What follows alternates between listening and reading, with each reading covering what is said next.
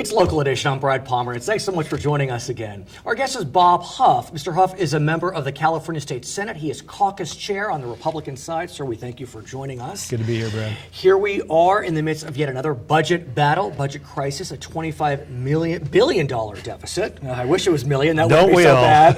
I want to talk about some of the strategies and approaches being discussed. The governor has said that based upon his campaign promise to increase taxes or extend taxes, he has to go to the voters.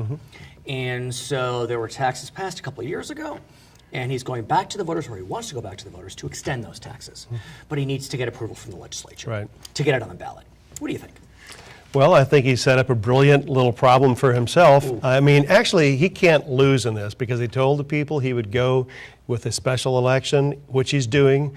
He's set the backdrop. He's actually presented a balanced budget, quote unquote, that has an $11 billion hole in it that can only be filled by these taxes. But if the people choose not to extend it, then he's got the mandate he needs to do what he has to do.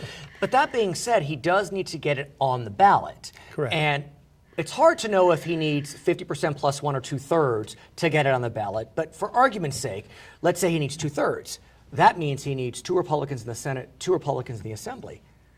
Are you one of those 2? Well, actually, by the timeline he has set up, he needs 3 because we have we haven't filled Jenny Orpeza's seat. So, and no, I'm not. Right, and so that becomes the challenge. Because I understand that Republican members would not vote for that initiative. It's in line with Republican philosophy. But what about at least presenting it to the voters? Well, you know, how many times do we have to go down this road? It's like the legislature is tone deaf. They don't hear what they don't want to hear. The voters said 2 years ago when we raised the taxes, when the legislature raised the taxes, and then put it on the ballot for 2-year extensions, they said no. In fact, they said, heck no. It's like a 2-to-1 ratio. But could one argue, sir, that it was 2 years ago? Times are different. Okay, take a look at November, though, just this last November. No to car tax for parks. Right. They said no to stealing local government funds. You know, they nailed that. Exactly, they nailed that shut. They said yes to majority vote budget because you guys seem to be dysfunctional, can't play in the sandbox, but it's going to cost you a 2/3 vote to get the fees done. Exactly. 26. This is not an electorate ready for these taxes. It's interesting. The voters seem to get it right based upon what appears to be their philosophy. You mentioned Prop 22, and that was the issue of raiding local coffers to help balance the budget. Right. And it was really focused on redevelopment dollars because that's what the Schwarzenegger administration did. They took redevelopment dollars from counties and cities. Now Governor Brown is saying, well, why don't we close redevelopment agencies to help balance the budget? He says it would save about $2 billion, maybe a little less. What do you make of that proposal?